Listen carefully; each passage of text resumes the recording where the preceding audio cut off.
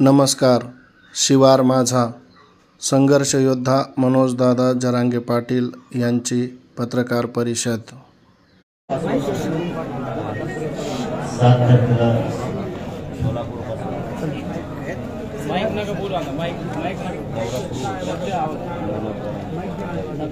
आठ तारखेला सांगली, 9 तारखेला कोल्हापूर, 12 तारखेला सातारा, 11 तारखेला पुणे, 12 13 तारखेला नाशिकला समावेश असा तो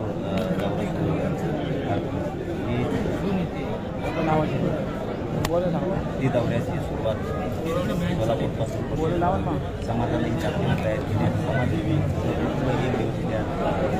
मराठा आरक्षणासाठी आणि शांतता रॅलीसाठी मराठा समाजाने बाहेर पडावं भगवान आणि पुण्याला आता निघतो. कारण आम्ही आलो, कारण न्यायालयाचा सन्मान केला पाहिजे. आपण मागच्या वेळेसही गेलो होतो, न्यायालयाचा कायद्याचा संविधानाचा सन्मान करतो म्हणून आपण मागच्या वेळेसही गेलो होतो आणि याही वेळेस सरकार जाणून बघून आमच्या मागं लागले. जाणून बघून सरकार आम्हाला बघवण्याचा प्रयत्न करतो, हे मात्र अंतिम शक्य.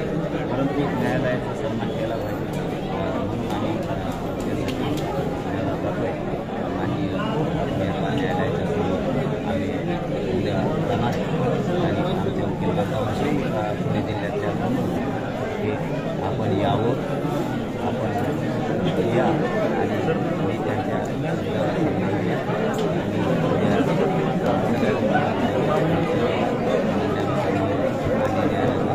आणि न्यायालयाचाही सन्मान केला पाहिजे आपण, म्हणून आम्ही सरकारने जरी किती षडयंत्र केला न्याय म्हणजे न्याय देतो आम्ही राहणार. सरकारला खेळायला आम्ही गंभीर आहे, सक्षम आहे. मंत्र्यांनी किती डाव टाकले, किती डाव टाकल्यामुळे मी मात्र त्यांनी किती उपकारचा प्रयत्न केला, किती प्रत्येक पेशामध्ये मला नेण्याचा प्रयत्न केला. कारण माझा काही संबंध आहे आपल्याशी नाही म्हणते, तरी सुद्धा व्यवहाराशी ते आल्याला होता तिघांनी महामंडळात माझ्या वाट्याला दिली होती. हे सर्वसामान्य माणसं आम्ही त्यांचे दिले. महाराजांनी होते त्यांनी त्यांच्या वाट्याचे त्यांच्या माणसाचे दिले असते. आणि आमचा तिसरा जो आहे त्यांनी त्या नाकाच्या पैसे द्यायचे होते, ती जबाबदारी त्याची द्यायची, त्याच्यात आमचा काही संबंध नाही. पण हे मला माहीत नाही की आमचा जो तिसरा बांधव आहे त्याने दिलेत का नाही, त्यांनी दिले सुद्धा त्यांनी दिले पण मला माहीत नाही, त्याची माझा काही संबंध नाही. तरीही कधी 13 वर्षापर्यंत केस जाणून बघेल मला मी समाजाच्या निष्ठेने काम करतो, मी याला कुठं मॅनेज होत नाही, मी याला कुठं काही होत नाही, जाणून बघेल मला सरकारने गृहमंत्र्यांच्या त्याच्यात अडकवण्याचा प्रयत्न केला. विनाकारण बदनामी होईल असं त्यांना वाटत होतं. बदनामी होण्यासाठी त्यात आर्मीच्या दोघा ठिकाणी त्यात काय अपमान आम्ही गरीब आहेत, आम्ही काय जे आहे ते खरंच त्यात काय अपमानासारखं काय नाही. काय आपण हा दुसरा काय केला तर तुम्ही अपमान होता, त्यात आम्हाला लाच बी वाटली, छत्रपतींचा इतिहास दाखवण्यासाठी त्यात काय अपमान, त्यात काय लाज दाखवलं काय ते खरं बोलतो आम्ही. काय सन्मान करतो आम्ही, संविधानाचा सन्मान करतो, लोकशाहीचा केलाच पाहिजे. मागच्या वेळेसही घेत होतो आम्ही, उद्याही चालू तुम्ही 13 तारीख दिली होती, त्याच्यानंतर 13 ऑगस्ट तारीख सरकारच्या वतीने तुमच्या सूचना संपर्क करण्यात आला सरकार चर्चा करते किंवा शिष्टमंडळ नाही, शिष्टमंडळ भेटायला येणार नाही. आरक्षणाच्या बाबत काय दुसऱ्या विषय काय म्हणजे काही EWS याच्याबद्दल विद्यार्थी अडचणीत आले. कारण तुम्ही आम्ही तुम्हाला EC आरक्षण देऊ नका, तुम्ही लादलं मराठी आणि तुम्ही EWS मराठी विरोध केला, मी ना करा त्याच वेळेस सांगितलेलं आहे. हे आज नाही बोलत, बाईट आहेत आमच्या त्यावेळेची आम्हाला ECBC मान्य नाही. सरकारनं EWS आरक्षण रद्द करू नये. EWS आरक्षण पर्यंत सुरू ठेवावं. महाराष्ट्रातला सगळा मराठा समाज जोपर्यंत OBC आरक्षणात जात नाही तोपर्यंत EWS चालू ठेवू. एकदा मराठा समाज OBC आरक्षणात गेला मग रद्द करावं. 2-2 आरक्षण घेऊ नये. EWS बी घ्या, OBC बी घ्या, ते ठीक आहे, ते फक्त आहे आम्हाला. पण जे आरक्षण आम्ही ECBCचं मागितलं ते तुम्ही आमच्यावर लादलं ते लादलं. EWS रद्द केलं. आमचं म्हणणं आहे सरकारला, शंभूराजे साहेबाला मी त्याविषयी सांगितलं, EWS सुरू ठेवा, ECBC सुरू ठेवा. परवा सांगितलं कालच सांगितलं ECBC सुरू ठेवा आणि OBC मध्ये तुम्ही पण सुरू ठेवा. तिन्ही ऑप्शन खुले ठेवा. त्यातला एक कोणताही विद्यार्थी चॉईस करा. EWS करा, ECBC करा किंवा कुणबी करा, OBC करा. 6 महिन्याची मुदत वाढते, व्हॅलिड त्यामुळे देईल. नाही दिलं ते नाही तर ओपनमध्ये जाईल. ती एक सांगितलं. आणि दुसरा सांगितलं त्या पोरांनी ECBC मिळायच्या अगोदर EWS मधून फॉर्म भरलेले त्यांचा वाटोळ करू नका, रद्द करून तुम्ही. आणि ECBC मिळाल्याच्या नंतर प्रमाणपत्र मधल्या काळात निघत नव्हतं. त्यावेळेस काही पोरांनी EWS मधून फॉर्म भरले ते पण रद्द करू नका. परत त्यात त्या पोरांची काही चूक नाही, सरकारची चूक. काल सांगितलं, त्यांनी सांगितलं होतं काय शंभूराजे साहेबांनी मुख्यमंत्र्यांशी बोलतो आणि आम्ही ती क्लिअर करतो. त्याच्याबद्दल काही निरोप आला नाही. पण मला आशा आहे की शंभूराजे देसाई साहेब तिन्ही ऑप्शन EWS, ECBC आणि कुणबी म्हणजे OBC तिन्ही ऑप्शन खुले करतील. एक त्यातला कोणताही विद्यार्थी चॉईस करत आणि 6 महिन्याच्या आत व्हॅलिडिटी देईल ते मान्य करतील असे आम्हाला असे. आणि दुसरं असं की त्या EWS मधून विद्यार्थ्यांनी फॉर्म भरले ते रद्द करणार नाही ते आम्हाला असे. तिसरं त्यांना सांगितलं होतं आम्ही काम की मोफत शिक्षण केलं मुलींना. ते शिक्षण मोफत केलं तर मुलींना आता मोफत शिक्षण मिळत नाही. फीस भरून घ्या.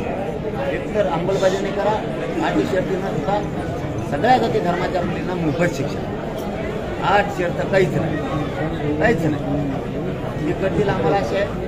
आणि ज्या मुलींनी फीस भरली त्यांची वापस दिली सुद्धा असे. पाटील, आता हे EWSच्या याच्यामध्ये बऱ्यापैकी मुस्लिम उमेदवारांना फायदा झाल्याचं दिसलं आताच्या पोलीस भरती या 2-3 जिल्ह्याच्या याच्यामध्ये. म्हणजे त्यांना जास्त फायदा होतोय, मराठा समाजाला थोडा कमी फायदा होतो. आता मराठा समाज सरकारने EWS रद्द केलं की खोटं 10% ECBC दिलं. मग मराठ्याचा EWS तोटा नाही होणार तर का? आता ते रद्दच केलं म्हणल्यावर EWS मराठ्याचा फायदा कसा होणारच नाही. ECBCतून बी मराठ्याचा कोणाचा फायदा व्हायला, EWS मधून बी व्हायला. आणि ज्याचं कुणबी निघाल त्याची व्हॅलिडिटी सरकार मिळून द्यायला. म्हणजे तिन्ही बाजूनं मराठ्यांचं पोरं मारायचं सरकारनं ठरलं. हे मराठ्याच्या लक्षात आलं.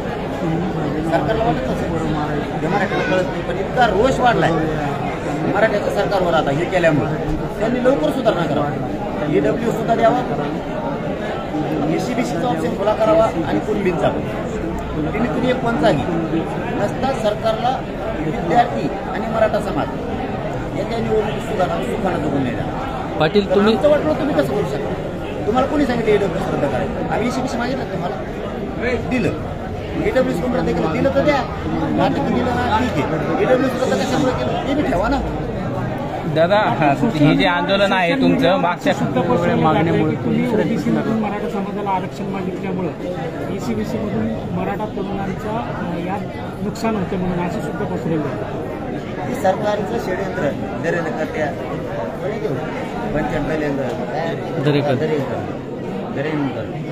का नाही हे पसरेले ते त्या धंदाच. आता काय भिकारी विचारायला भिकारच नाही. त्याला काय देणं घेणं, त्याला पक्ष त्याचा नेता आणि तो सुधारलेला पाहिजे. जातीचं वाटलं हो तिथं काय हो या काही भिकारी विचाराच्या लोकांना काय देणं घेणं नसतं. त्याचं काय होतं पण लोकांना कळतंय काय केलंय काय नाही केलं. सरकारला लोकांना कळतंय सरकार किती मूर्खात काढायला लागले जनतेला हे लोकांना कळतंय. कारण आमची मागणी OBC आरक्षणातून तुम्ही दिलं का नाही दिलं. मग EWS रद्द कसं काय केलं तुम्ही? आम्ही 10% तुम्हाला मागितलं का? आम्ही पहिल्यापासून सांगतोय 10% आरक्षण विकत नाही. बाईट काढून बघा म्हणा. पण ते व्हायरल करताना त्या भंगाऱ्याला म्हणा जरा बघ पक्षाला नको बाप मानू म्हणा, नेत्याला नको बाप मानू, तो बाप इकडे ये. मराठा समाजाचे लेकरं बाप असतो समाजमध्ये, इकडं तो बाप आहे म्हणा. तो पक्ष तो बाप नाही, ते नेता तो बाप नाही. बाईक काढून बघ म्हणा आमच्या. आम्ही स्पष्ट सांगितलेलं आहे हे आरक्षण टिकत नाही 50%च्या वर गेल्यामुळे ते आम्हाला नको. आम्हाला सरसकट मराठ्यांना ओबीसीतून आरक्षण द्या, सरसकट कुणबी प्रमाणपत्र द्या, ही मागणी आमची. ही मागणी पूर्ण करत नाही, सगळ्या सोयरीची करीत नाही. मागेल त्या मराठ्याला कुणबी प्रमाणपत्र द्या ही मागणी मान्य करत नाही तुम्ही, आणि ते न मागे त्याला आरक्षण देता ते मान्यच नाही आम्हाला. मान्य असतं तुम्हाला उधाळ असतात नसता. ते कोण व्हायरल करतात सोशल मीडियाला, त्या भंगारायला म्हणा गुलाल उधाळला का दिलं त्या दिवशी, याचा अर्थ आहे आम्हाला ते मान्य नाही. म्हणजे सरकारने आम्हाला फसवलंय. 10% दिलं ते फसवलं आणि ईडब्ल्यूसी रद्द केलं ते बी फसवलं. दोन्हीकून मी सरकारनेच आम्हाला फसवलं. ईडब्ल्यूसी रद्द कशाला केले, 10% कशाला दिले. आम्हाला जर ते 10% मान्य असतं, कोण म्हणतो नाही ते भंगाराचं चाळ्याचं ते तुम्हाला सांगतो ते नावं मराठ्याचे ते इतर दावला देते.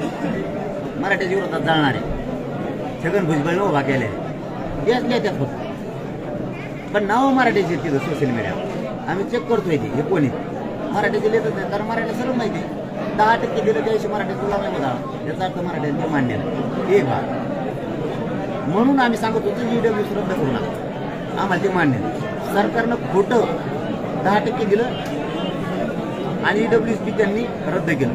म्हणजे मराठी संपवण्याला जबाबदार फक्त सरकार. पाटील, सरळ उत्तर येतात तुम्ही मॅनेज होत नाहीत किंवा समाज तुमचं ऐकतंय म्हणून हा बदला घेतला जातोय का? हो, करायची ते सरकार बदला घेतोय मराठ्यांचा माझा. मागच्या लोकांना मी त्यावेळेस सांगितलं होतं 10% आम्हाला मान्य नाही, मराठ्याला मान्य नाही. मराठ्याने त्यावेळेस गुलाल नाही उधळला, त्याला त्याच वेळेस राग आला. मराठ्याने गुलाल नाही उधळला, त्याला त्याच वेळेस राग आला. म्हणून त्यांनी ईडब्ल्यू सुद्धा रद्द केलं. मग समाजाला कळतंय म्हणून कारण त्याच्यात काही दोस्त आहे. कारण ईडब्ल्यू रद्द कुणी केलं सरकारनं. आमची मागणी आहे का ईडब्ल्यू रद्द करा? नाही. आणि मग माझ्यावर कसं चालवली नाही तुम्ही? मग ही मागणी आहे का ECBC आरक्षण द्या? हे 10% नाही आहे. मग समाजाला माहिती आहे दोन्ही मागण्या म्हणून करायच्या नाही आहेत, ECBCची नाही आणि ईडब्ल्यूची नाही. म्हणजे द्या म्हणलेला नाही आणि ईडब्ल्यू रद्द करा म्हणलेला नाही. त्याच्यामुळं सरकार मराठ्यांच्या नजरेतून पडलेलं आहे. माझी मागणी सरसकट मराठ्यांना कुणबी प्रमाणपत्र देणे. ज्या तरुणांची निवड झालेली आहे त्यांच्या अडचणीत वाढ झालेली आहे. म्हणजे त्यांनी सर्व चाचण्या पूर्ण केल्याच्या नंतर आणि यामुळे प्रश्न आलेला याला जोडूनच आहे की यामुळे नुकसान होतंय का समाजाचं? झालंय, होतंय नाही झालंय. आम्ही सांगितलं ECBC येऊ नका, त्याचे प्रमाणपत्र निघत नाही, त्यामुळे तिथं वाटलं झालं. यांनी ईडब्ल्यूसी रद्द केलं, त्यामुळे पोरांचं वाटलं झालं. हे जाणून बुजून वाटलं केलं यांनी. 10% देऊन वाटलं केलं, चांगलं नाही केलं मराठीचं. कारण ईडब्ल्यूसी रद्द झाले, कारण पोरांनी ईडब्ल्यूसी फॉर्म भरले नसता. मग त्यांनी ईडब्ल्यूसी ऑप्शन पुन्हा ठेवा, ECBCचा ठेवा, कुणबीचा पण ठेवा. आणि ज्या पोरांनी ईडब्ल्यूसीमध्ये फॉर्म भरले सगळ्यांनी आरक्षण मिळायच्या आधी आणि आरक्षण मिळाल्याच्या नंतर, म्हणजे ECBCचं 10% मिळाल्यानंतर त्यांनी ईडब्ल्यूसी फॉर्म भरलाय, त्यांचे रद्द करू नये. ही याच्यावर सरकारनं ध्यान द्यावं. आणि जर तुम्ही मराठ्यांच्या पोराचं वाटोळं केलं तर मी विद्यार्थ्यांना आजच सांगतो, तुम्ही टेन्शन घेऊ नका. तुमचं वाटोळं मी नाही होऊ द्या आणि समाज बी नाही होऊ देणार. त्याचं कारण लगेच सांगतो. तुमचा झालेला वाटोळ्याचा बदला आम्ही निवडणुकीत घेणार. निवडणुकीत झाल्याच्या नंतर जरी तुमची मुदत गेलेली असली, तुमचं वाटोळं बी झालेलं असतं, तर सरकार दुसरं आणू तुम्हाला तुमचा फायदा आम्ही देणार. तुमचा फायदा 100% आम्ही देणार तुम्हाला विद्यार्थ्यांना. यांना पाड्याशिवाय मग पर्याय. तुमचं वाटोळं आम्ही नाही होऊ द्या. तुमची मुदत वाढू, तुमचं वय मर्यादा वाढू, तर तुमचं वाटोळं ईडब्ल्यूसी वाल्या पोराचं होऊ देणार नाही, ECBCच्या होऊ देणार नाही, तर कुणबींच्या होऊ देणार. पर्याय नाही. मग आता सरकार आपलं वाटोळं करायला लागलं, मी तर तुमच्यासाठी लढतो आणि हे आपलं ऐकत नाही. याचा अर्थ असा होतो यांना मराठ्याचं वाटोळं करायचं. मग आपल्याला निवडणुकीत बदला घ्यावा लागण्याचा आणि ज्या पोरांचं वाटोळं झालंय पुन्हा त्यांना मोठं करावं लागणार. त्यामुळे तुम्ही टेन्शन घेऊ नका. बदला घेऊ आपण, बदला निवडून. गोंधळ वाढवला जातोय का आणि त्याचं खापर तुमच्यावर फोडण्याचा प्रयत्न होतो? नाही, गोंधळ सरकार वाढवायला लागलं पण खापर मार कसं होतं? कारण प्रत्येक विद्यार्थ्याला माहिती आहे, मराठ्यांना माहिती. माझी मागणीच नाही ECBC. माझी मागणी सरसकट मराठ्यांना ओबीसीतून आरक्षण देणे. 50%च्या आत 10% द्या हे म्हणणं होतं माझं. EWS रद्द करा या म्हणणंच नाही का? काही समजच नाही. आमचं म्हणणं होतं 10% देऊ नका. म्हणून आणि आम्ही त्यांनी सरकारनं दिलं आणि मराठ्यांनी कोणाला नाही होता, त्याच्यामुळे यांना होता राग. मग यांनी काय केलं ते EWS विरोध दिलं. काय करतील ते ACBC दिलेलं 10% आणि EWS मध्ये आमचं वाटलं होतं. आम्ही निवडणुकीत बदला घेऊ, आमच्या पोराचा वाटलं केलेला आम्ही बदला घेऊन पुन्हा त्या पुढं त्या पोरांना घ्यायला लागलो. दादा याला जे जोडून एक प्रश्न आहे की तुम्ही तुमचं जे आंदोलन आहे ते शैक्षणिक दृष्ट्या आरक्षण मिळावं, त्याचबरोबर मुलांना मराठा मुलांना रोजगार मिळावा अशा पद्धतीचं आहे. मात्र आता छत्रपती संभाजीनगरमध्ये टोयोटो किर्लोस्कर सारख्या मोठ्या कंपन्यांनी मोठी गुंतवणूक केलेली आहे. 20,000 कोटींपेक्षा ही जास्त गुंतवणूक आहे. त्यामुळे मराठी मुलांना जे आहे ते या ठिकाणी मोठा रोजगार जो आहे तो उपलब्ध झाला आहे. याकडे कसं बघता तुम्ही सगळे? ही त्यांची जबाबदारी सरकारची. रोजगार उपलब्ध करणे, कंपन्या आणणे, MIDC आणणे ही जबाबदारी. पेंड आहे का मग त्यांना तिथं फुकट बसलं का? ही जबाबदारी आरक्षणाचा आणि व्यवसाय उद्योगाचा काय समज? ते धंदा आहे त्यांचा, त्याला त्याचा प्रॉफिट होणार आहे धंद्यात. धंदे आहे त्यांचे, धंदे वाईट. धंदा म्हणजे वेगळा आता तुम्ही काही काढी जाणार, तुम्ही त्याला काय त्यांचा धंदा म्हणजे आता आमची गावरान भाषा आहे, त्याला ते उद्योग म्हणत असतील. ते डबरी टाकले तर त्याला उद्योग म्हणते. त्यांचं असं आहे उच्चभ्रू भाषा, चाभरी भाषा त्यांची ती भाषा आहे. आता आमची गावखेड्यातले आम्ही साधे लोक आहेत. आम्ही मोठा कंपनी असली तर त्याला धंदाच म्हणतो.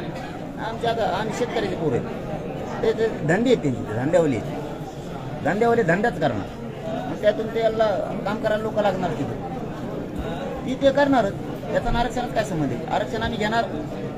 यांनी जर वाटलंच केलं, खोटं बोलून जर गैरसमज पसरला की ACBC आमची मागणी केली तर आम्ही गुलाल उधळलेला नाही. सगळ्यात मोठं उत्तर ते आम्हाला ते मान्य नाही 10% आरक्षण. EWS यांनी रद्द का केलं हे पहिल्यापासून आम्ही विचारतो. तुम्ही रद्द का केलं? तुम्हाला 10% द्यायचं ना, 10% द्या, EWS दुसरं होतं. हे आमचं म्हणणं. आणि तुम्ही जर आमच्या पोराला फसविलं तर याचा बदला त्या निवडणुकीत आम्ही मराठी घेणार. पाटील तुम्ही OBC मधून मागताय म्हणून हे सरकारचं षडयंत्र तर हो, षडयंत्रची. मी त्यांना मॅनेज होत नाही, फुटत नाही, OBCतून आरक्षण मागतोय म्हणून मला संपवायसाठी त्यांनी षडयंत्र सुरू केलेत, अभियान सुरू केलेत. आता मराठीचं आंदोलन संपवायला काही माकडं खरेदी करायला सुरू केले, ते चाळे सुरू केले. मी मराठीच्या बाजूने कायम OBCतूनच आरक्षण घेणार. 10% मान्यच नाही आम्हाला, ते पहिल्यापासून मान्य आहे ते 50% आठ टाक, कारण ते वर टिकत नाही. एक भाग. दुसरा, सरकारला जर नाराजी काढायची असली तर सरकारने हे 1-2 दिवसाच्या आत EWS ऑप्शन सुरू ठेवायचा, ACBCचा पण ठेवायचा आणि OBC कुंडीचा पण ठेवायचा. तिन्हीपैकी एक ऑप्शन पोरं घेतील. दुसरी गोष्ट, ज्या पोरांनी तुम्ही 10% आरक्षण द्यायच्या अगोदर EWS मधून फॉर्म भरलेत त्यांचे फॉर्म रद्द करायचे नाही. आणि तुम्ही ACBC 10% दिल्याच्या नंतर ज्या पोरांनी EWS मधून फॉर्म भरले त्यांचे पण रद्द करायचे नाही. हे 2 हे तुम्हाला करावं लागणार. तिसरं काम, मुलींना मोफत शिक्षण केलंय त्यांना विना अट मोफत शिक्षण करा, त्याच्यात कसली अट ठेवू नका. आणि ज्या मुलींना फॉर्म भरले, फीस भरल्या त्या वापस द्या. हे तुम्हाला करावं लागणार. नसता येत्या निवडणूक तुम्हाला आम्ही ह्या पोरांचं वाटलं केलं म्हणून आम्ही बदला घेणार म्हणजे घ्या, सोडणार. आज तुमचा वाढदिवस आहे, काही ठिकाणी तुमच्या नावाची बॅनर आहेत, भावी मुख्यमंत्री म्हणून, तुम्हाला मान्य आहे का? भावना असते समाजात माहिती. मी किती कणखर आहे, किती निबर आहे, मी खंबीर आहे, मी बोललो ते करतो. मी लपून न ठेवती इच्छा तुम्हाला मी खरं सांगतो. आणि तुम्हाला उत्तर देणं एवढं सोपं नाही पत्रकारांना. तुम्ही 11 महिन्यापासून बघा. मी जे बोलतो तेच करतो. मी माझी इच्छा कधीच लपून ठेवत नाही, कधीच. त्यामुळे ते भावी गरीब भावी गरीब मराठी बनेणार, गरीब दलित, गरीब धनगर, गरीब मराठी बोलता, बंजारा समाज, लिंगायत समाज, मुस्लिम, दलित, कैकाडी, राजपूत, हे सामान्य. हे भावी नाही, आजी होणार ते पट्टे सत्तेत जाणार हे गोरगरीब. तुम्ही कोर्टातून सत्र न्यायालयातून तुम्हाला जामीन पात्र वॉरंट जारी करण्यात आले, त्यात तुम्ही आज पुण्याकडे जाताय. तुम्ही ते वॉरंट आलं म्हणून जातायत की स्वतःहून? सन्मान केला पाहिजे. मी मागच्या वेळेस बी केला, कोणाला न सांगता गेलं. मी कायद्याला, लोकशाहीला, संविधानाला मानतो, न्यायालयाला मानतो म्हणून मी गेलो. आजही चालू यांच्या षडयंत्राला मानत नाही, भीक घालत नाही, भेट देत घेणार बी. गृहमंत्र्यांना म्हणा ती बी षडयंत्र करा की ती बी म्हणून जरा की जर पुरून नाही उरला ना नाव बदलून पुरून उरणार तुम्हाला. आणि मराठ्याला आरक्षण देऊन टाका. तुम्ही मला किती गुंतवा, किती बदनाम करायचा प्रयत्न करा, कारण तुम्ही आता टोळी सक्रिय केली मला बदनाम करायला, व्हिडिओ करायला, रेकॉर्डिंग करायला बरेच उतरले तुम्ही. अरे मराठ्यात धन जा विचारायचा मुंबईत जाऊ, हो घरात बसून गचुऱ्याला धरून जा विचारायची तयारी. मराठा काय कमजोर आहे काय? मराठा खंबीर नाही का ज्या विचारायला? मग तुम्ही जा विचारायला निघाला. आणि आपण काय नोकर आहेत का त्यांची? त्यांना जा विचारायला सत्ताधाऱ्याला विरोधीला नोकर आहेत आपण त्यांचे? सत्ताधाऱ्यांनी विचारावं ना विरोधकांच्या, विरोधकांनी त्यांना विचारावं. आम्ही ज्या विचारायला नोकर आहे का त्यांची? आम्ही काय नोकर आहेत त्यांची? चपराशी आहेत का आम्ही? ओबीसीला आरक्षण ओबीसीसाठी त्यांच्या दिल्याशिवाय जरी सणांवर आला असलं तरी त्यांना दिल्याशिवाय मी मरत नाही. त्यांच्या लेकराचा विजय झाल्याशिवाय, मराठ्यांचा 6 करोड मराठ्यांचा विजय झाल्याशिवाय, त्यांची शान वाढवल्याशिवाय, त्यांची प्रतिष्ठा वाढवल्याशिवाय मी शांत बसलो. आणि माझं शेवटचं स्वप्न ती मराठ्यांचे लेकर अधिकारी झालेले बघायचे आणि मराठ्यांच्या गोरगरिबांच्या चपला सकट हिंदीचे पाय पडले पाहिजे. ही इज्जत मराठ्यांना कमवून द्यायची जबाबदारी तुमची आमची. त्यासाठी शेवटी पुन्हा एकदा सांगतो, एकजूट राहा. पक्षाच्या नेत्याच्या नादाला लागून आपल्या स्वतःच्या मुलाचं आणि स्वतःच्या जातीचं वाटोळं करू नका ही माझी हात जोडून विनंती आहे. कारण हे लोक, राजकारणी लोक श्रीमंत झालेत आता.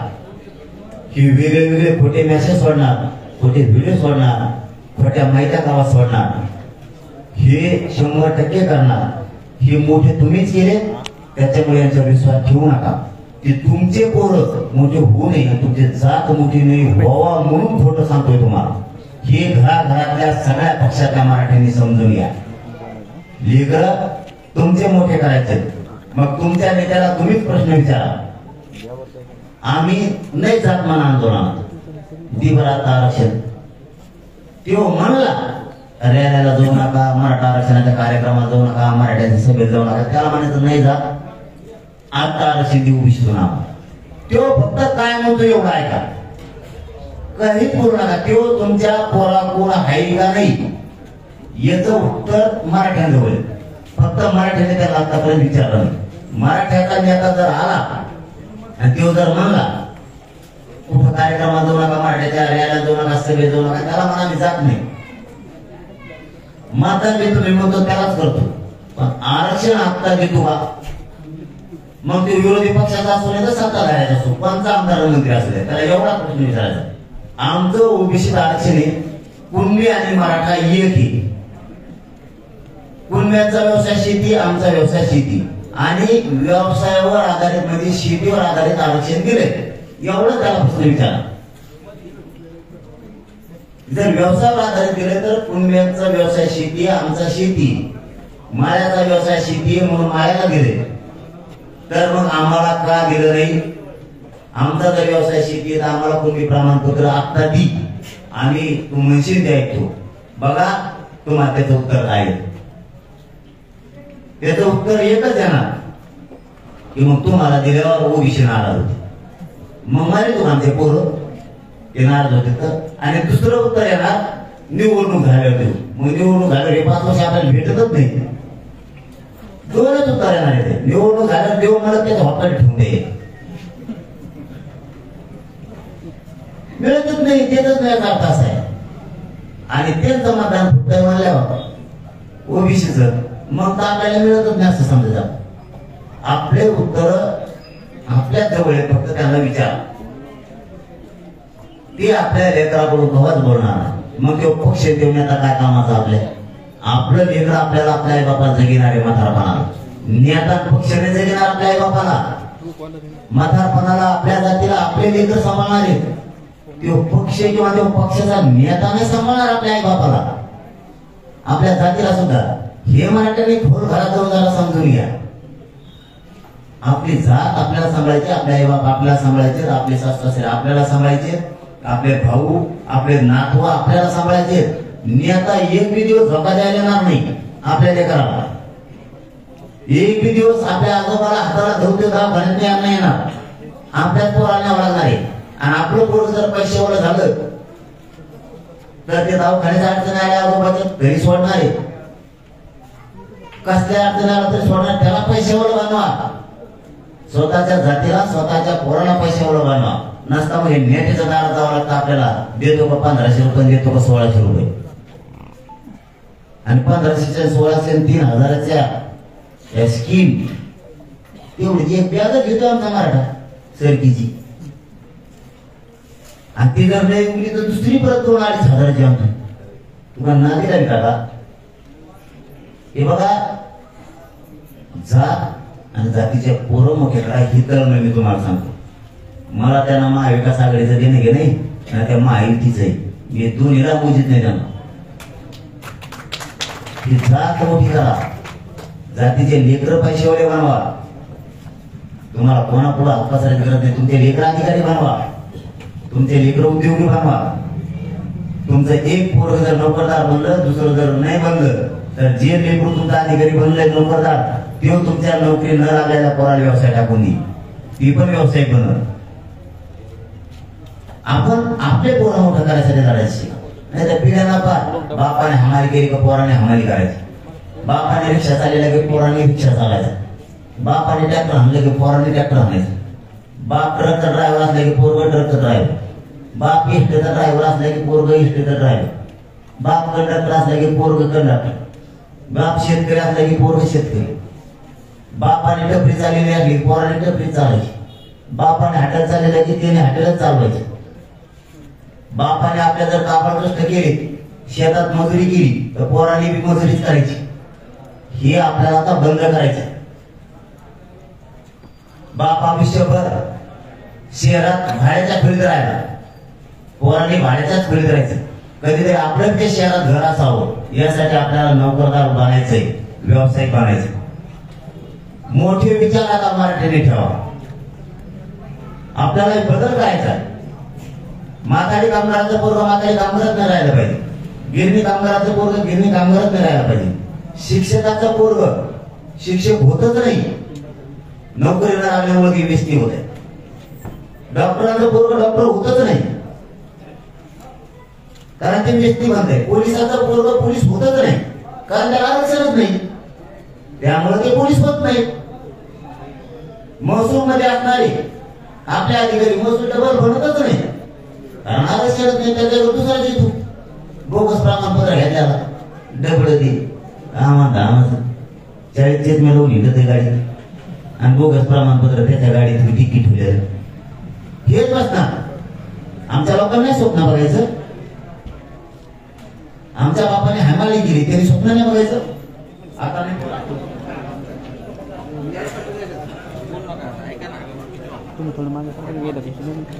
सगळ्यांना जय शिवराय. आज साहित्यरत्न अण्णाभाऊ साठे यांची जयंती, त्यानिमित्तानं आपण त्यांच्या चरणी विनम्र अभिवादन करतो आणि सर्व देशवासियांना अण्णाभाऊ साठे यांच्या जयंतीच्या निमित्तानं खूप खूप शुभेच्छा. आज वाढदिवस पण होता माझा, त्या निमित्तानं आपण 5-6 दिवसापूर्वीच सांगितलं होतं की कोल्हापूर, सांगली, सातारा त्या बाजूला त्या पट्ट्यात खूप पाऊस झाल्यामुळं पुराचं पाणी शेतात गावात सगळ्या घुसले. आपल्या शेतकरी बांधवांचं खूप नुकसान झालं. त्यामुळं आपलं वाढदिवस साध्यापणानं घ्यायचा आहे. समाज उपयोगी जे काय असेल ते सगळ्यांनी करावं. त्या पद्धतीनं सगळ्यांनी केलं, त्याबद्दल सगळ्यांचे मनापासून धन्यवाद. प्रत्यक्ष अप्रत्यक्ष ज्यांनी सगळ्यांनी शुभेच्छा दिल्या त्यांचे मनापासून आभार. वाढदिवस म्हणजे ही आनंदाचा दिवस असं म्हणलं जातं. परंतु नुकसान झालेल्या शेतकऱ्यांना सगळ्यांनी मदत केली पाहिजे आणि इथून पुढेही ज्या ज्या बांधवांचं कोल्हापूर, सांगली, सातारा ज्या भागात नुकसान झालं असेल तिथं नुकसान झालेल्या बांधवांना सहकार्य करावं. समाज उपयोगी ज्या वस्तू असतील त्यांनाही देण्याचं सहकार्य या माध्यमातून समाज बांधवांनी सगळ्यांनी करावं ही सगळ्यांना विनंती. आपण जसं वाढदिवसाचा घराघरात आनंद साजरा करतो याच्याबरोबर आपण समाजाने एक काम चांगलं केलं की समाजानं रक्तदान करण्याचा राज्यभर निर्णय घेतला आणि झाडे पण लावण्याचा निर्णय घेतला. त्याच्यापासून राज्यातल्या देशातल्या जनतेला आनंद मिळणार. दोन्ही बाजूनं झाडे लावले त्या फळांपासून किंवा त्या सावलींपासून आपल्या शरीराला लागणारं सगळं त्यापासून मिळणार. सावली असेल अनेक काही गोष्टी त्यापासून येणारे फळं ही एक आनंदाचीच बाजू आहे. म्हणजे वाढदिवस हा आनंदाचा आणि त्याच निमित्तानं हे आनंदाचे उपक्रम सुद्धा समाजासाठी राबवून. दुसरा सगळ्यात महत्वाचा पाऊल समाजाने घेतलं म्हणजे रक्तदान. एखाद्या बांधवाला जर रक्त कमी पडलं हॉस्पिटलला तर त्याचा जीव जाण्याची शक्यता असते आणि एका रक्ताच्या आपल्या थेंबामुळे जर एखाद्याचा जीव वाचत असला तर हा आनंद त्याच्या कुटुंबाला, त्याच्या समाजाला, त्याच्या जिल्ह्याला, त्याच्या राज्यातल्या लोकांना खूप आनंद होतो. हे बघा, नुसतं बोलायचं म्हणून बोलायचं आणि भाषण करायचं म्हणून नाही करायचं. आपल्या समाजाचंही कौतुक करावं तितकं कमी. असे उपक्रम आपला समाज सध्या हातात घ्यायला लागलाय की आपल्या रक्तापासून जर एखाद्याचा जीव वाचला त्याच्यात खरा आनंद आहे आणि खरा वाढदिवस तोच खरा वाढदिवस आहे. कारण वाढदिवसात आपण काय करणार, पेढे खाणार, आमचं करणार, तो आनंद झाला आपला. पण दुसऱ्याचा जीव वाचवण्याचं काम रक्त देऊन आपण केलं हे खूप मोठं दान. हे कशातच तोडता येणार नाही. म्हणजे जसं वाढदिवसाचा आपण आनंद साजरा करतो तसा दुसऱ्याला सुद्धा आनंद द्यायला लागलो. याला जीवन म्हणायचं खरं की आपण दुसऱ्याचा जीव सुद्धा वाचू शकलो पाहिजे. समाजानं हे चांगलं पाऊल घेतलं. पुढच्या काळात हे असंच पाऊल जाती धर्माच्या सगळ्या भिंती तोडून करणं गरजेचं आहे आणि ते आपण केलं पाहिजे आणि आपण करतोय. म्हणजे आज या वाढदिवसाच्या निमित्तानं आपण रक्तदान करण्याचा निर्णय घेतला.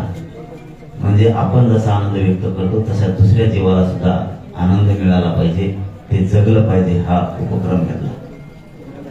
मला याबरोबर आणखीन एक गोष्ट एक महत्वाची वाटते. कारण हा वाढदिवस म्हणजे आनंदाचा दिवस. याला दुःख कोणी मानू नका. कारण आपण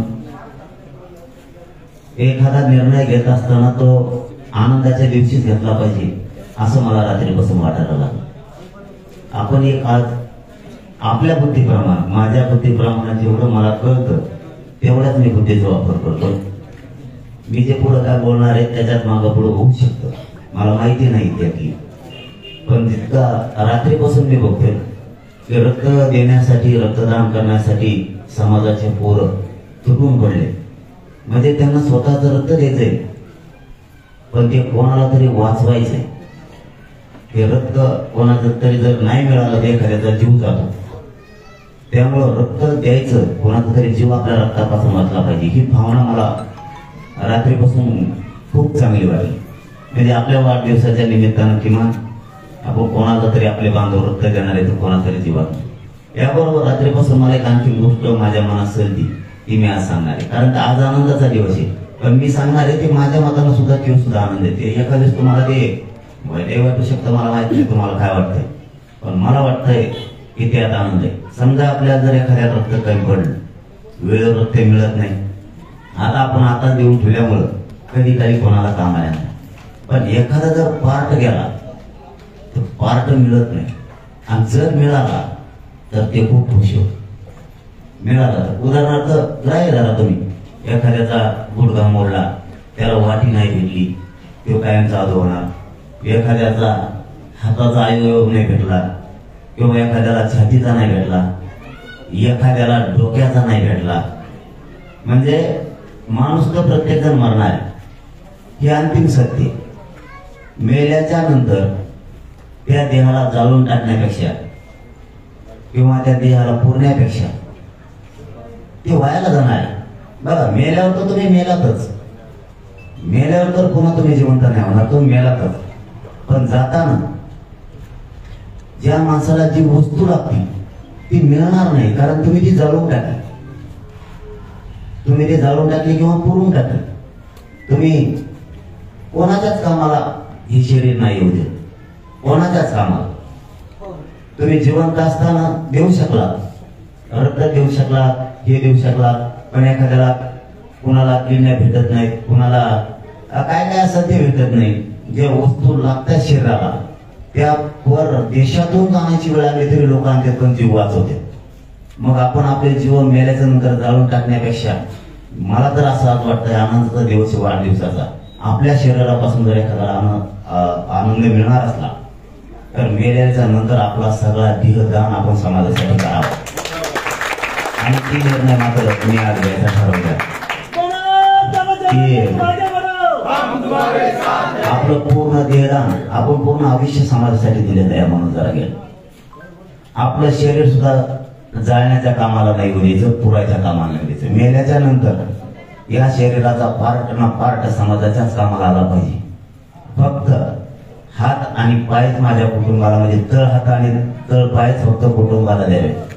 माझा मेल्याच्या नंतर एकही हिस्सा कुटुंबाला देऊ नये, तो समाजाच्या कामी यावा. आजचा जरी आनंदाचा दिवस असला तरी त्या पार्टमुळे कोणाला तरी कधीतरी आनंद मिळणार आहे. मेल्याच्या नंतर ते जाळण्यापेक्षा आपला पूर्ण देहच, आपले सगळे अवयव आपण दान करायचे. असा आपण मी आज या दिवशी वाढदिवसा दिवशी हा निर्णय घ्या. ते पाय तळ पाय यासाठी द्यावा की माझ्या कुटुंबाला किमान त्याचा पाय पडून आशीर्वाद घेता येईल, आणि हात यासाठी द्यावे, फक्त तळ हातच यासाठी द्यावेत की मी हमेशा माझ्या कुटुंबाच्या चरणी नतमस्तक हात जोडून राहील, माझ्या समाजाच्या चरणी मी जनतेच्या चरणी हमेशा हात जोडून राहील. एवढ्या दोनच गोष्टी द्याव्या. मेल्याच्या नंतर जाण्यापेक्षा आणि पुरण्यापेक्षा आपलं शरीर जर कोणाच्या कामाला येणार असलं तर आपला एक ना एक पार्ट, आपला एक ना एक शरीरातला अवयव कोणाचा तरी कामी यावा, तो जगावा. मेल्याच्या नंतर त्याचं राख करण्यापेक्षा आणि मेल्याच्या नंतर त्याला पुरून टाकून त्याची माती करण्यापेक्षा आपला पूर्ण देह जर आपण दान केला, कारण आयुष्य तर समाजाला दान केले, हे शरीर सुद्धा मेल्याच्या नंतर समाजाला दान करायचं, असं माझा रात्रीपासून निर्णय झाला. की मी त्या रात्री बघितलं की ह्या रक्तापासून जर कोणाचा जीव वाचणार असला तर आज अवयव मिळत नाहीये. देशात परदेशात लोकांना आणायला जायला लागतं आणि हजारो करोड रुपये मोजावे लागते, हजारो करोड रुपये मोजावे लागते, तरीही ते मिळत नाहीत. आणि जर मिळालं आणि त्याचा जर कुटुंबातला माणूस वाचला तर भयानक आनंद त्या काळात असतो. आमचा माणूस वाचला, आमचा माणूस वाचला. कोमात गेलेला माणूस जोपर्यंत बोलत नाही तोपर्यंत त्याच्या कुटुंबातला एकही माणूस पाणी घेत नाही आणि जीवन सुद्धा आहे. मग हे शरीर जाण्यापेक्षा माझ्या रात्री असं लक्षात आलं, जरी आपला वाढदिवस आनंदाचा दिवस असला तर हे सुद्धा आनंदाचाच निर्णय.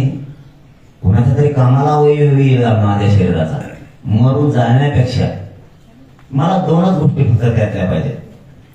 मेल्याच्या नंतर कुटुंबाच्या हातात किंवा माझ्या समाजाच्या हातात फक्त तळपाय द्यावे की त्यांना शेवटचं दर्शन घेता यावं, आणि हात मी कायम जोडून माझ्या समाजाच्या चरणी नतमस्तक राहिलं पाहिजे. एवढ्यासाठी फक्त तळ हातांतर पाय ठेवावे, बाकी सगळे अवयव म्हणजे माझं शरीर सुद्धा मी आजच समाजाला मेल्याच्या नंतर दान केलंय. कारण कोण कधी मरल काय सांगता येत. माझं उद्याही मरण आलं किंवा वर्षाने आलं किंवा 100 वर्षांनी जरी आलं तरी शरीर मात्र दान असलं पाहिजे या मताचा मी ठाम आहे. आणि मी माझ्या निर्णयात मी माझाच निर्णय घेतो, मी कोणाचा विचार नाही करत. कारण असे निर्णय घेतल्याशिवाय सुद्धा पुढचे लोक जगणार कसे. आपण जर कधी एखाद्याला डोळे लागते, डोळेच मिळत नाही, जाळून टाकून करायचं काय. अशा कित्येक तरी वस्तू आहे की त्या मिळतच नाही. मेल्याच्या नंतर कुटुंब सुद्धा स्वतः होऊन जाणार आहे त्याला, तो कोणी असू द्या किंवा तो कोणत्या जाती धर्माचा असू द्या, त्याला पुरणार आहे, कुटुंबच स्वतः पुरणार आहे. मग त्याची माती करण्यापेक्षा ते शरीर जर कोणाच्या कामात येणार असतं तर आपण का जाळावं, आपण का त्याचे राग करायचे. म्हणून मला रात्रीपासून असं वाटलं की जरी आजचा आनंदाचा दिवस असला तर हे सुद्धा कुणाला तरी आनंद देण्यासाठीच निर्णय घेतलाय. आणि मी जर माझं आयुष्य समाजाला दिलं तर माझं शरीर सुद्धा समाजालाच का, माझं आयुष्य तर दिले पण आपलं पूर्ण शरीर सुद्धा समाजाला दान द्यायचं, कोणाचा तरी जीव वाचा. मी ह्यो निर्णय माझ्या मनाने घेतला. आता त्याचे नियम काय असतात मला नाही, मला जे वाटलं ते मी बोललो आणि ते मी एकदा बोललो की मी ते करतो. आपण हटत आपण गोष्ट जर आपण मनावर घेतली तर ती आपण सोडत नाही. जसं की मराठा आरक्षणाची गोष्ट मनावर घेतली. आज मी प्रामाणिकपणानं सांगतो, मी तर मग अशी बोललो शरीर कोणाचं कधी जाईल काही सांगता येत नाही. माझं शरीर असं झालंय सध्या 2 घंटे साथ देतो, 2 घंटे देत नाही, 3 घंटे देईन की 4 घंटे नाही. सकाळपासून बसलो तर काय झालं, एकाएकीच बिंगल्यासारखं व्हायला लागलं, अशक्तपणा आला, एकाएकीच म्हणजे हातपाय थरथर आपल्यासारखं व्हायला लागले, ताबडतोब डॉक्टरांना सलाईन लावायला लागली. अशी परिस्थिती झाली. म्हणून मी समाजाला सांगतो मी कधी असं नसल मला नाही माहिती. फक्त आपल्या मराठी एक झाली ती एकजूट नाही पडू द्यायची, मराठ्यांची शान राखायची सगळ्यांनी. कारण शेवटी शरीर नाही साथ देत म्हणले तर नाही देत, त्याला पर्याय नाही, त्याला काय नाटक नाही करता येत. माझ्याकडे कुणी असला तरी ते नाटक नाही करता येत. त्याच्यामुळं मी एकदा निर्णय घेतला की मी बदलत. मला रात्री वाटलं की आपण हे केलं पाहिजे, कोणाचा तरी जीव आपल्यामुळे वाचला पाहिजे, समोरचं जग आनंदी राहिलं पाहिजे. आणि मग तो आपण निर्णय घ्यायचा. ठीक सगळं हा मेला माणूस, समजा मी 50 वर्षांनी उद्या सकाळी किंवा 100 वर्षांनी मेलो, कुटुंबाला ते नाही ना मला नेऊन, ते नेऊन घरी भर 2-4 घंटे आडते पडते चालून टाकणार आहे किंवा पुरून टाकणार आहे, उपयोगाला नाही येणार कोणाच्या. आणि जर एवढी या जगात एवढी मरामर असत अवयव मिळण्यासाठी तर आपण जर आपलं आयुष्य समाजाला दिलं तर आपलं शरीर सुद्धा समाजाला दान द्यायचं. आपण सगळे अवयव दान करायचे, काही मागं पुढे विचार नाही करायचा कसलाच. जसं रक्तदान करून लोकांना आनंद देणार तुम्ही रक्त देऊ, तसंच आपलं शरीर देऊन सुद्धा जगाला आनंदी केलं पाहिजे. या मतावरती मी रात्री आलो आणि मी सकाळी निर्णय घ्यायचा ते ठरवलं की आपण हा निर्णय घ्यायचा. कारण मी निर्णय घेतल्याबद्दल जसा की मी मराठा आरक्षणाचा निर्णय घेतला, कितीही तुम्हाला तिसरा मुद्दा सांगतोय, कितीही प्रयत्न झाले, भयंकर संकट माझ्यावरती आले, काही माझ्या समाजाला माहीत सुद्धा नाही तितके भयंकर संकट माझ्यावर आले, मी नाही हटलो. मला बदनाम करण्यात आलं, मला षडयंत्र रचण्यात आले माझ्या विरोधात. मला कित्येक वेळेस समाज माझ्या विरोधात घातला, कित्येक विरोधी पक्ष माझ्या विरोधात घातले, सरकारचे मंत्री आमदार माझ्या विरोधात घातले, तरी मी नाही हटलो. कारण मी नाही मॅनेज होत, त्यांना फुटत नाही, मला पैशाची पदाची त्यांच्या गरज नाही, त्याच्यामुळे मी त्यांना फुटत नाही मॅनेज करण्यावर. मला उद्या सकाळी जरी त्यांनी गोळ्या घातल्या, रक्ताच्या थारोळ्यात जरी पडलो तरी शेवटच्या घटका सुद्धा मी फक्त आणि फक्त समाजासाठीच मोजणारे पण मग घडणार नाही. त्यांनी उद्या कसली हल्ले केली, त्यांनी कितीही विरोधी आणि सत्ताधारी इकडून आणली आणि मला उघडं पाडायचा जरी प्रयत्न केला तरी मी समाज सोडून नाही आणू शकत. उद्याचे अनेक कार्यक्रम आहेत त्याच्यात संकट आले तरी मी झेलायला तयार. मी एकदा ठरवलं समाजाला मायबाप तर शेवटपर्यंत समाजाला आरक्षण मिळेपर्यंत मी हटणार नाही. कारण माझं स्वप्नच आहे शेतकरी मराठ्यांचे लेकर हे अधिकारी होण्यासाठी त्यांना आरक्षण पाहिजे. नोकरदारी करणारा मराठ्यांचे लेकर मोठे व्हावेत म्हणून आरक्षण पाहिजे. शेतात काम करणाऱ्या मराठ्यांना त्यांचे लेकर मोठे व्हावेत म्हणून त्यांना आरक्षण पाहिजे. ट्रॅक्टर, रिक्षा, टेम्पो, ट्रक हाणणाऱ्या ड्रायव्हरांचे असणाऱ्या मराठ्यांच्या पोरांना अधिकारी व्हायचे त्यांना आरक्षण पाहिजे म्हणून मी लढतो. व्यावसायिक मराठा असेल एखादा त्याचं लेकरं मोठं व्हायचंय म्हणून माझा हा लढा सुरू. शहरात पावभाजी विकणार असेल, कपडे चालवणार असेल, हॉटेल चालवणार असेल, तो हमाली करणार असेल, तो माथाडी कामगार असेल, तो एकदम सामान्य माणूस असेल, त्याचे लेकरं मोठे व्हावेत आणि ते सुद्धा अधिकारी झाले पाहिजेत म्हणून माझा हा लढा आहे. घर नसणाऱ्या मराठ्यांच्या साठी माझा लढा आहे की त्याचे लेकरं सुद्धा मोठे झाले पाहिजेत म्हणून हा संघर्ष. मी भेदभाव कोणात नाही केला. श्रीमंत मराठ्यांपासून गरीब मराठ्यांपर्यंत आणि सगळ्या पक्षातल्या मराठ्यांना त्यांचा हक्क आणि त्यांचे लेकर अधिकारी बनावेत म्हणून मी हे जीव घेणे रोज झुंज देतो. रोज वेदना सांगून नीट होणार नाही म्हणून मी ती हमेशा सांगत नाही बसत.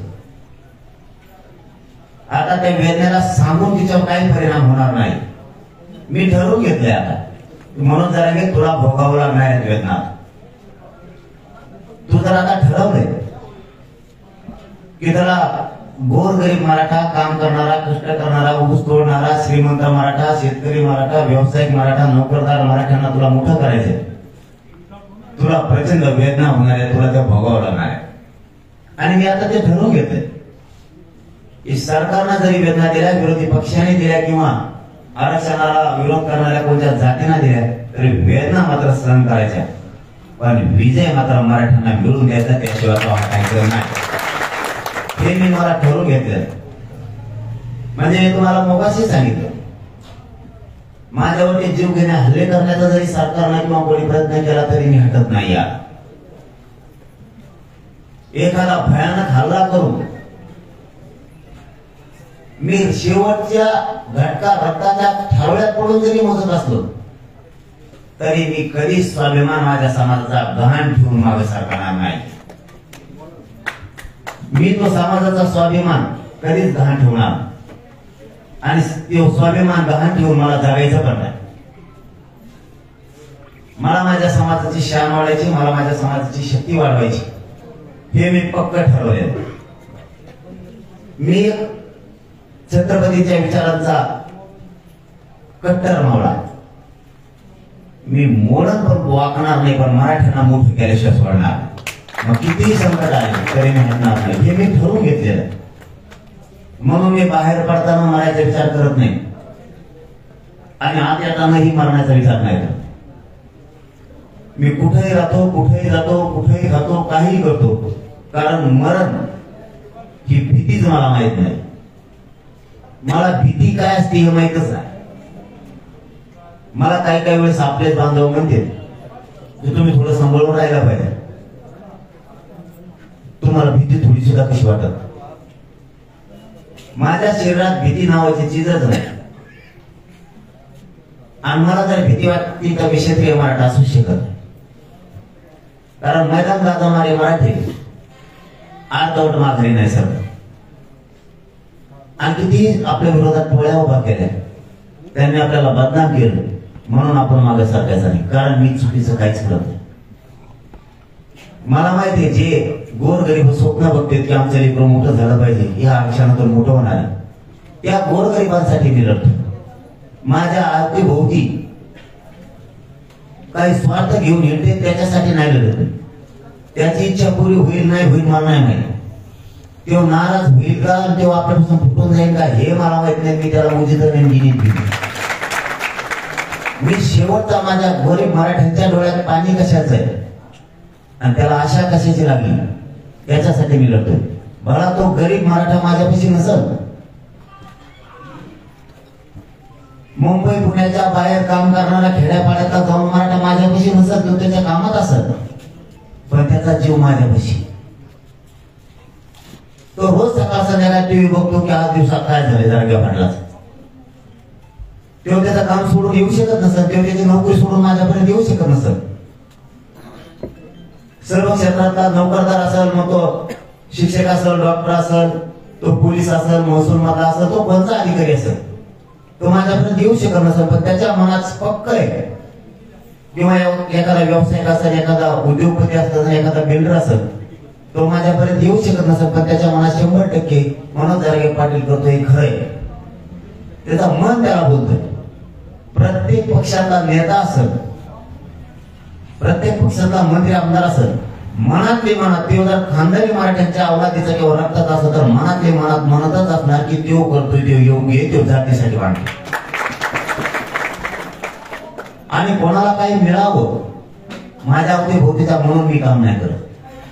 कोण करत असेल ते आशा. आज मी प्रामाणिकपणानं सगळं समाजासमोर मांडायला लागलो. मीडियाच्या माध्यमातूनही मी ते मांडायला लागलो की एखाद्याची जर माझ्याकडून आशा पूर्ण झाली नाही ते उद्या मला सोडून जाऊ शकतो. याचा अर्थ तो म्हणजे समाजासाठी आला नव्हता, त्याच्या स्वार्थासाठी आला होता, हे समाजाने ध्यानात ठेवावं. कारण मी गरीब गरजवंत मराठ्यांसाठी लढतो. हा, माझ्याकडे येणाऱ्यांचा स्वार्थ असलाच पाहिजे, मी नाही म्हणणार नाही. स्वार्थ असला पाहिजे, त्याचा समाजाला फायदा पण झाला पाहिजे, पण त्याचा स्वार्थ साधला नाही म्हणून किंवा आपल्याकडून फुटून जाणार आणि आपल्या विरोधात बोलणार म्हणजे त्याच्यासारखा नालायक आणि स्वार्थी दुसरा कोणीच असू शकत नाही. कारण आपली लढाई गोरगरिबांना मिळण्यासाठी. मी खोटं नाही बोलत. आज 11 महिने झाला लढा सुरू आहे. आता 29 तारखेला 1 वर्ष पूर्ण होईल. या उपोषणाच्या इतक्या भयानक वेदना आहेत. मी तुम्हाला एक शब्द खोटं नाही बोलणार. एखाद्या वेळेस रात्री 2-2, 2:30 वाजता एकटाच मी रक्कम करून रडतो. इतक्या भयानक वेदना आहेत. मी नाही आठवत. आणि माझ्या शेजारी झोपणाऱ्यांनी जर चुळबुळ केली तर त्याला कळू नये म्हणून मी जागेवर झोपून घेतो. तर आज खरंच येऊ समाजाला सांगायचं नसतो. मला याच्यासाठी सांगायचं की काही लोक स्वार्थी बनायला लागले समाज सोडून म्हणून मला सांगायचं. समाज मोठा करायचा, समाज शक्तिशाली बनवायचा, बलवान बनवायचा. आपल्या समाजाला आपल्याला धाडस द्यायची, ताकद द्यायची, समाजाकडे बघायचंय म्हणून मला हे सांगायची वेळ आहे. नसता कोणी म्हणला असता 1-2 वर्षांनी बघू, आता सध्या झालंय, खूप झालंय. आपलं शरीर आपल्याला कसलं साथ जर देणार नसलं, आपल्याला जर प्रति 2 दिवसाला स्वतःलाच लावायची वेळ आली आणि शरीर जर आत्ताच सरांवर आलं तर आपलं पुढं काय होणार. मी याचा मागं वळून बघून सुद्धा विचार सुद्धा करत नाही मागं वळून की काय होणार. कारण मी पहिल्या दिवशी सांगितलं होतं तेच आज सांगतो. कुटुंबाला सुद्धा सांगितलं टेन्शन ही गोष्ट सोडायला लागणार आहे तुम्हाला. कारण आता जर मी या मैदानात उतरलोय तर तुम्हाला स्वतःला सावर नाही. तुम्हाला सावरायची तुमच्या डोक्यावर हात फिरायची शक्ती माझ्यात नाही राहिल्या. मला समाज सावरायचा बघू द्या. समाज संकटात सापडला, समाजाला घेरलंय आणि सगळ्यांनी मिळून मी इमानदारीला काम करतोय, मी मॅनेज होत नाही म्हणून मला उघड पाडायचं ठरवलं आणि तिकडून समाजाने ठरवलं आता ह्या पोराला उघड पडू द्यायचं नाही. जे होईल ते होईल. आता काठाला लागली तरी हरकत नाही. कारण मराठ्यात पूर्वी म्हणच आहे आपल्या महाराष्ट्रात की मराठी असे विचित्र आहेत की वादीसाठी मसाडका देत असते. तसं मग आता मराठ्यांनी खेळायचं ठरवलंच. तर मी जर जिद्दीला लागलोय आता मराठ्याला आरक्षणात मिळून द्यायचं, मराठ्यांचे लेकर मोठेच करायचे, तर मराठा बी आता जिद्दीला लागला की कोण कोण आड येते ना त्याची पाठच फोडायची. आता त्याच्या मुलगावर पाय द्यायला आता सोडायचे. मग मराठा जर माझा हिशोब न बनणार असला तर मी मागे सरकायचं कशासाठी? कोणत्या कारणासाठी? पैशासाठी, पदासाठी, आयुष आरामासाठी? माझं एक कुटुंब सुखात राहावं म्हणून करोडो कुटुंब ऐकायचे मी माझे संस्कार दुसऱ्याच्या विचारानं सरकारच्या पायाशी घाण ठेवणारी अवलाद माझी नाही. मी माझे संस्कार सरकारच्या पायाशी घाण नाही ठेवू शकत. माझ्या समाजाचे भविष्य धोक्यात घालून मी त्या राजकीय पक्षांचे पाय नाही चालू शकत. माझ्या करोडो समाजाचं लेकरांचं सुख, त्यांच्या वाट्याला येणारा आनंद मी हिसकावून घ्यायचा आणि मी पैसा आणि मॅनेज होऊन पदक कमवायचे हे असं पातक माझ्याकडून आयुष्यात होणार आणि मी कधी करणार पण. मला कशाची अपेक्षा आहे? मला कशाची अपेक्षा नाही. माझ्या कुटुंबाला आज हरवून उगारायचं नाही, त्यामुळे मी विचार नाही करत आणि माझं कुटुंबात विचार नाही करत काय होणार. कुटुंबाच्याही लक्षात आलेलं आहे. जर आपला माणूस बापालाही वाटतोय आपलं पोर आता पणाला लागले, बायका पोरांनाही वाटतं आपला नवरा किंवा आपला बाप आता पणाला लागलाय, आपल्यावर येणारा संकट आपण आपले सहन करू आणि तितकं थोडस का होईना की त्याला धाडशी बनवले. आता आपला आयुष्य आपल्याला समाजाला दे. तुम्ही फक्त आता कसला विचार नाही करायचा. अपेक्षा प्रत्येक कुटुंबाला असतात. तुम्हाला तुमच्या अपेक्षा सोडून द्यावा लागणार. तुम्हाला इच्छाही असती, त्या इच्छा तुम्हाला आता माराव्या लागणार. जरी तुम्हाला शेजारचे लेकर कुठं जाताना दिसते, आपले लेकर नाही दिसते तरी चालत. समाजाचे लेकर मोठे केल्याशिवाय आता हटायचं. मग तो कोणतरी योग्य, पण समाजाच्या लेकराच्या डोक्यावर आरक्षण देऊन गोळा टाकायचा. संकटाला सामोरं जायला मी खंबीर आणि मला समज सुद्धा आहे. आता शेवटच्या घाटांवर जायचे, पण शेवटी समाज प्रचंड ताकदीवर मराठ्यांचा भरवायचा म्हणजे भरवायचं नाही बाबा. मराठ्यांचे हार काही झालं तरी आता नाही होती. माझा मराठा समाज वर्षा एकत्र राहतो. आता काही होऊ दे, पण समाज शक्तिशाली बनवायचा. काही झालं आणि कितीही एकत्र आले तरी माझ्या गोरगरिबांचे मराठ्यांचे पोरं एकत्र झाले पाहिजे. माझी भक्त कळकळची एकच विनंती मराठ्यांची, किती बापाचं आवडत देव द्यायचं, यांचे पाठपुरावा एकटा माणूस जरा खंबीर आहे. फक्त पक्षाला पक्षाच्या नेत्याला बाप मानू नका. मराठ्या स्वतःच्या लेकराला आणि स्वतःच्या जातीला मोठं करायसाठी आता ताकद लावा. तुमचा पक्ष, तुमचा नेता तुमच्या जातीला, मराठ्यांच्या जातीला, मराठ्यांच्या पोराला कधीच मोठं नाही करणार. कधीच. मी तुम्हाला कळकळून सांगतो, तुमचे लेकर तुम्हाला IPS IAS अधिकारी जर बघायचे असले ना, तुमच्या पक्षातला नेता तुमचा पक्ष तुमच्या मराठ्यांच्या जातीला आणि मराठ्यांच्या पोराला कधीच मोठं नाही करणार. फक्त त्यांना बाप मानायचं बंद करा, जातीला बाप माना आणि स्वतःचे पोर मोठे करण्यासाठी लढायला लागा. जगाच्या पाठीवर श्रीमंत आणि सगळ्यात प्रगतशील जात म्हणून फक्त मराठीचे असणारे लक्षात असले. मी खंबीर आणि खंडर, मी नाही आता तुम्ही काळजी करू नका, त्याची कसलीच काळजी करू नका. मला वारंवार फक्त या उपचाराच्या आणि शरीराच्या वेदना आहे. बाकीच्या वेदनाला मी खंबीर आहे. माझी समाजाकडे काहीच अपेक्षा नाही. मला 4 आणि 1 रुपया सुद्धा समाजाचा नाही. फक्त तुमचे पोरं मोठं करण्यासाठी मी जीव सुद्धा तळावर घेतला. अख्खं सरकार माझ्या मागा लागलं आणि अख्खा विरोधी पक्ष माझ्या मागा लागला, तरी मी मागा नाही हटणार आणि कधी हटणार नाही. मी शेवटचं समाजाला सांगून टाकलं, माझ्यावरती कधीही सरकारनं हल्ला केला कारण मी कुठं पण फिरतोय.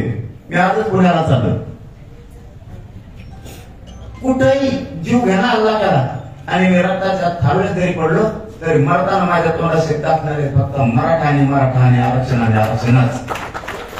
मी शेवटच्या घटकामध्ये पण कधीच म्हणणार नाही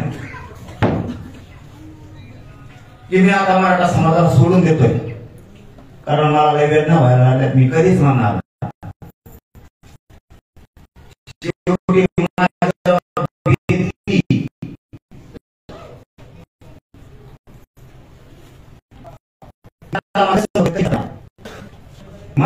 मी कधी कमी होता, कारण समाजाचा त्या समाजाचा विश्वासघात मी कधीच नाही होत देणार. समाजाची शान कमी नाही होता. हे माझं सांगणं तुम्हाला याच्यासाठी की मला समाज सोडून आयुष्य जगायचं आणि मला जगायचं पण नाही, मला त्याचा रस पण नाही. मला किती दुःख असू द्या, नुसता माझा समाज मायबाप जर माझ्या पुढे दिसला माझा ऑटोमॅटिक दुःख पळून जात. आणि माझ्या काही माया कमी नाही केली समाजात, त्यांच्या स्वतःच्या लेकरावर कमी केल्याच नाही की माझ्यावर ते माया केली आहे समाजात. त्या समाजाला मी कधीच उघडं पडून देणार नाही. समाजावर आलेलं संकट हे माझं असणार आहे आणि माझ्यावर आलेलं संकट सुद्धा ते समाजाचं असणार. मी समाजाला कुठं खचू देणार नाही. जिथं जिथं जी जात माझ्या समाजाला अडचणीत आली तिथं तिथं राज्यातला माझा करोडोंना मराठा समाज यापुढे उभा राहणार आहे मदतीला एकमेकाच्या. आणि तुम्हालाही माझं आव्हान आहे, एकमेकाच्या मदतीला जात जा. बघायची भूमिका घेऊ नका. मी या पक्षाचा आहे, मी त्या पक्षाचा आहे, आमच्या नेत्याला बोलले म्हणून मी जात नाही. जात वाचवा, एकमेकाच्या मदतीला. पक्ष नंतर बाकीच्याकडे बघा, ती आधी जात आणि नंतर पक्षाला किंमत देते, नेत्याला किंमत देते. कोण नेता, कोणाचा नेता आणि कोणाचा पक्ष नाही माहित आम्हाला. आम्हाला एकच माहिती, आता आमचे पोर आम्हाला मोठी करायचे आणि आमची जात आम्हाला मोठी करायची. मला तुमचं काहीच नकोय, तुमची फक्त साथ आणि आशीर्वाद पाहिजे. तुम्हाला हाक मारा तिथं तुम्ही कमी पडू नका, तुम्ही हाक मारा तिथं मी बी कमी पडत नाही. ही साथ आता आपल्याला एकमेकाला द्यायची, कारण संकटात मराठा सापलेला आहे. मी लक्षात असू द्या, तुमचा पक्ष त्यावेळेस जात संपाच्या वेळेस मुलं संपाच्या वेळेस येणार नाहीये. प्रत्येक पक्षातल्या मराठ्यांनी समजून घ्या, ज्यावेळेस जात आणि जातीच्या पोरं संपायला निघाले त्यावेळेस तुमच्या पक्षातला नेता घराच्या बाहेर सुद्धा येणार नाही, कारण ते म्हणणार आहे मला सगळ्यांचं मतदान लागत, मी तुमच्या मदतीला नाही येऊ शकत. ही हरामखोर जात येली की हे शब्द तुम्हाला वापरणार आहे, मी तुमच्या मदतीला नाही येऊ शकत, मला त्यांचं बी मतदान लागतं. मग काय आमची जात आमचे पोरं मारून टाकतो का? म्हणून आपल्या जातीचे लोक श्रीमंतांपासून गरिबांपर्यंत सगळे सावध व्हा. नोकरदार वर्गांपासून व्यावसायिक मराठ्यांपर्यंत सगळे जागे व्हा. कारण शहरात जरी असला, मुंबई पुण्यातल्या शहरात मराठा, तरी त्यांच्याही लेकरासाठी आम्ही बांधतोय, तेही तिथं जागे व्हा. यावेळेस एक जीवानं सगळ्याला आपल्याला लढायचं. आपल्या मराठ्यांची शान आपल्याला पुन्हा एकदा दाखवायची. मराठा काय असतो पुन्हा एकदा एकजूट दाखवायची. भले मुंबईत धडकायची वेळ आली तरी धडकायचं, पण मराठ्यांनी घरात झोपायचं आणि स्वतःच्या लेकराला आणि जातीला वाचवण्यासाठी ताकदीने पुन्हा एकजूट दाखवायची वेळ आली तर दाखवायची. जसा मागे इशारा केला होता मुंबईला जायचा एक आणि दुसरा लोकसभेचा, तसा पुन्हा एकदा मुंबईत जायचा हिस्सा दाखवायची वेळ आली तरी घरात कोणी झोपायचं नाही, हिस्सा दाखवायचा. आणि दुसरा हिस्सा जर विधानसभेत दाखवायची वेळ आली तर एक बिशीट निवडून यायला पाहिजे, पुरीचे पुरे पडले पाहिजे. पक्ष मोजायचाच नाही, 100 आपल्यात बी किती उमेदवार असले आपले बी बरेच म्हणणार आहेत मी ये असू द्या, म्हणू द्या, इच्छा प्रत्येकाला असते. पण एक जर ठरला आणि तुम्हाला तेव्हा पटत नसला तरी जातीकडे बघून आणि आपल्या मुलाकडे बघून त्याला निवडून आणि त्याला पुढवून द्यायचं नाही, त्याला काम करायचं. जर ह्या गोष्टी ठरल्या तर, कारण आपण सगळं 29 ओपन करणार आहे. माझी शेवटी तुम्हाला विनंती, असे समाज उपयोगी कार्यक्रम घेत चला, समाजाला साथ द्या. आणि मुलाचं सांगतो, एकमेकाला साथ द्यायचं शिका, बघायची भूमिका घ्यायची नाही, एकमेकाला साथ द्यायची.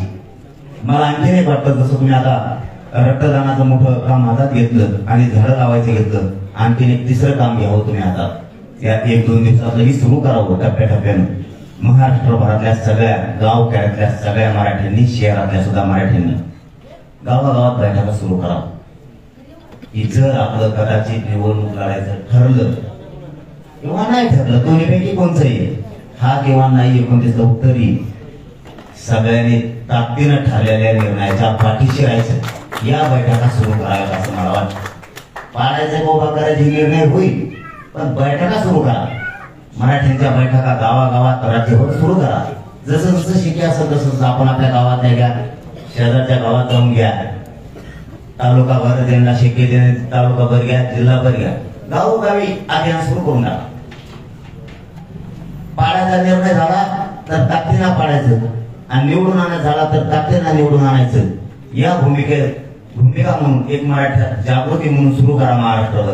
आता पश्चिम महाराष्ट्राकडे दौरे सध्या मराठवाड्यातले तर मराठवाड्यात सुरू करा, विदर्भात खानदेशात सुरू करा, मुंबईत अशा महानगर असतील तिकडं टप्प्याटप्प्यानं सगळ्यांना प्रभागात सुरू करा बैठका. छोट्या मोठ्या कशा पाहिना ते सुरू ठेवा. ती जागृती सुरू राहू द्या. निर्णय काही हो पण जागृती कायम ठेवा. जागृती कायम सुरू राहू द्या. बैठका राज्यभर सुरू राहू द्या.